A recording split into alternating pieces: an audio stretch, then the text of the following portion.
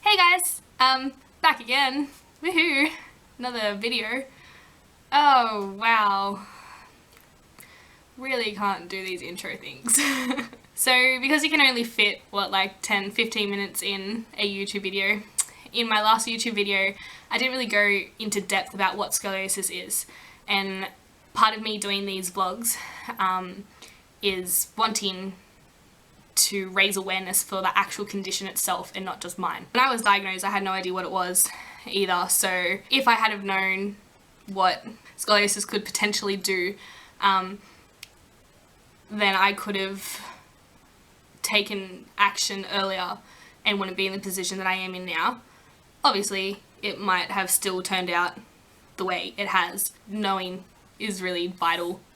Not just a curving spine, it affects the whole body in ways that people don't know, and I just want to bring awareness to that and just give you more information about it really.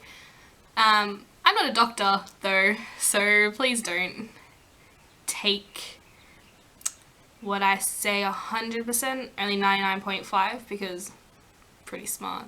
No, I'm just kidding. But I have done a lot of research, and all of this stuff that I'm going to tell you is based upon brochures that I've gotten from my surgeon, from different doctors over the years, and just my own research.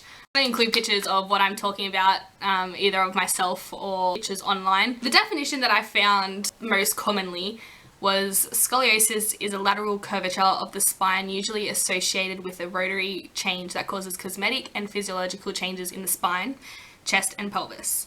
I found this quote, not a quote, definition to be easier to understand. So scoliosis is a sideways curvature of the spine in which the spinal column can also twist, pulling the rib cage out of position. Although many people have not heard of the condition, it is surprisingly common. Yeah, so there's different curve patterns.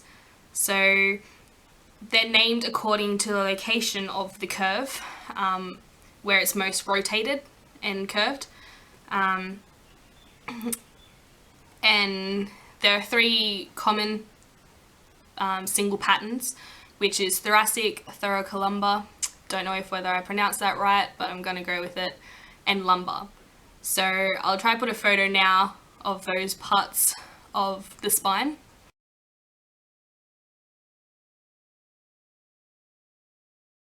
So mine's in the thoracic, and I also have like a slight curve in the lumbar as well because of that curve. But mine's a C shape. So there is, like, commonly it is an S shape. That's weird. Like, so scoliosis, SCOL, you get it. S curve I think is more common. So that's the two curves, usually one on the left, one on the right, making an S shape. The changes usually appear with signs of puberty, and are more frequently found in adolescent girls. So 1 in 10 girls have a curve of more than 10 degrees, and any degree higher than 10 is defined as scoliosis. Before that, I don't know, I don't think anyone's spine is 0 degrees. Only 2 to 3 in every 1,000 actually require treatment. So that's either a brace or surgery. In adolescents, girls are up to 8 times more likely than boys to have scoliosis. However, boys can still get it. So even though it's more common in girls, it's still very important to check young boys as well. But I think they're old, like they develop a little bit older because girls go through puberty earlier. What I read was the recommended age to check a boy is about 14, with a girl it's about 12. So there's different types of scoliosis. So the main type of scoliosis is adolescent idiopathic scoliosis. That's what I have. Yeah, so idiopathic means it's not associated with any other disorder. Basically, they don't know what causes it. So yeah, it shows up in relatively healthy people, just healthy people, not relatively, just healthy people, and accounts for 80 to 90% of spinal curvatures in young females. There's also juvenile scoliosis, which is a curve presenting itself between ages 2 to 10 years. It isn't very common. And there's also congenital scoliosis, which is present at birth. Yeah, so when you're younger, it is definitely more at risk of progression of adolescent idiopathic scoliosis. So I have a little table here that I'll put up for you.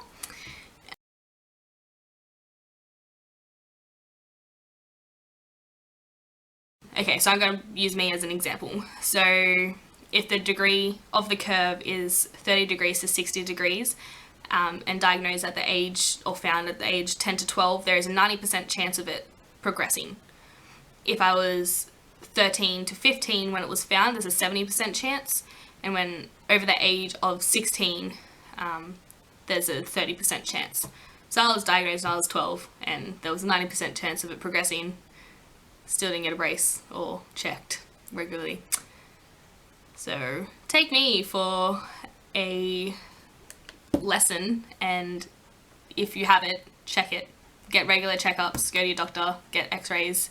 It's very, very important to get it checked and take action as soon as possible, because the smaller the curve, the more you can fix. The younger that you are, the more you can correct it.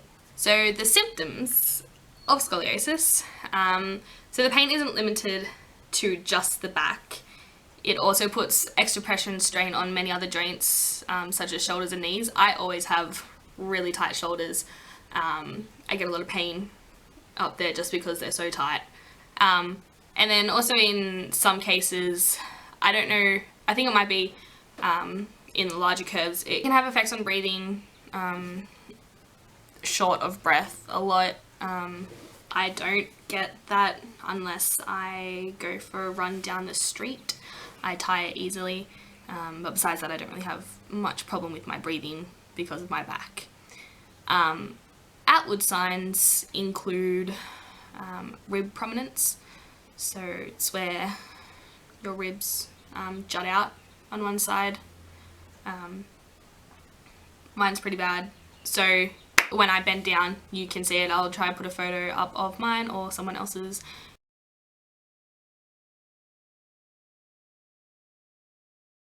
Also prominent hips, no, one prominent hip. So on one side I have a curvy hip and one side it's straight. Actually I'll just show you because it's easier than putting in a photo. Am I in the frame? I don't know. Okay, so see how this side is very curvy compared to this side. It's different with everyone, again, where the curve is. If my curve was how big it is lower, it would be much more jutted out, but I can hide my hips, and people don't really notice it when I wear clothes. Also uneven shoulders. My shoulders are really even for my curve, well, for scoliosis. Some people stand like this, but yeah, my shoulders are pretty good compared. I'll show you a picture of someone else's just so you get an idea. Detection of scoliosis, I don't know whether Aussie schools do it, but they have like a scoliosis screening where they do the bend test, so just where you bend over and touch your toes so you can see if there's any unevenness. I wasn't tested for that in school. I did get a note once, I think I was like in year 8, but I think that's because one of the girls in a couple of grades above me had gotten the surgery. Yeah, but besides that, I don't really know of anyone who has had the bending test. So it's really important, like year 6 to 9, just check your kids, or yourself, or get someone to check you if you're watching this and you're younger. Even now a lot of people don't know they have it, like as older age. But yeah, so if there is any prominence to your ribs, go to your doctor, get an x-ray, because it needs to be figured out. There's some funny, well not really funny, but there's myths surrounding scoliosis and how it's caused. It is not caused by posture. I mean, my posture is crap because I am so out of whack, but you can't get scoliosis through your posture. A curve can't be created or worsened by a heavy school bag. It will hurt if you have scoliosis. Definitely. I hate school bags or any type of bag because carrying around that is a pain in the backside. But yeah, it's not going to cause you scoliosis. And it's also not contagious. It is a disease, yes, but it's not a contagious one. So if anyone says, oh, you're going to catch scoliosis, you can't. Yeah, so the treatment of scoliosis.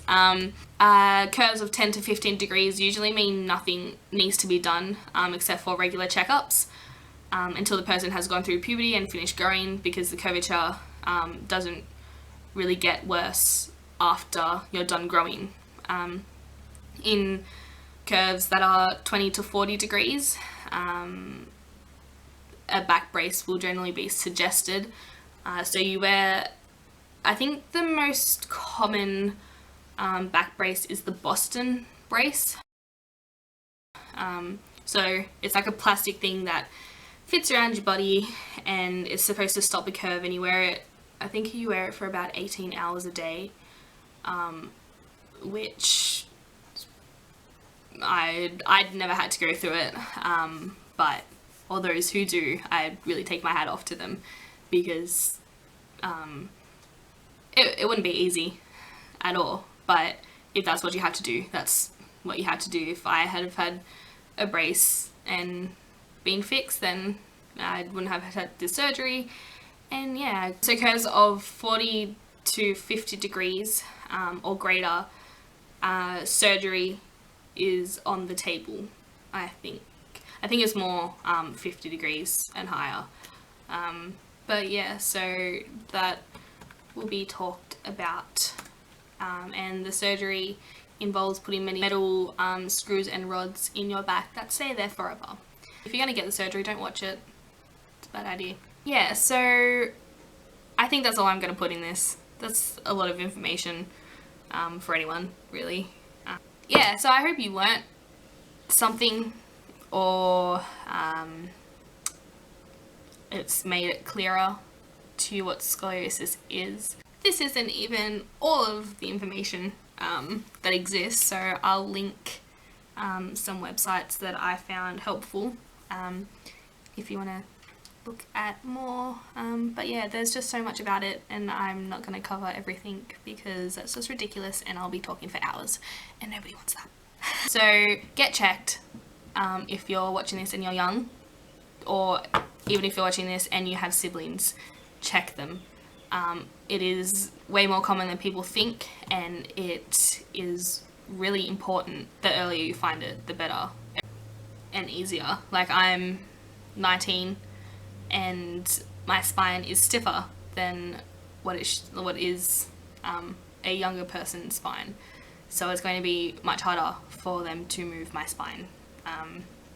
So yeah, if you're younger, it'll be much easier, so get checked, or check your brothers and sisters and cousins and nieces and nephews and everyone.